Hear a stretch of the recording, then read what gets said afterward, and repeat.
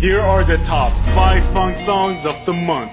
Number 5 we got Pixie na na na na anh Phùng Thanh Đồ anh Đỗ Pixie Phùng Thanh Đồ anh Đỗ. Number 4 we got Anh Đỗ Pixie na na na na anh Phùng Thanh Đồ anh Đỗ Pixie Phùng Thanh Đồ anh Đỗ Pixie cảm ơn anh Đỗ Pixie.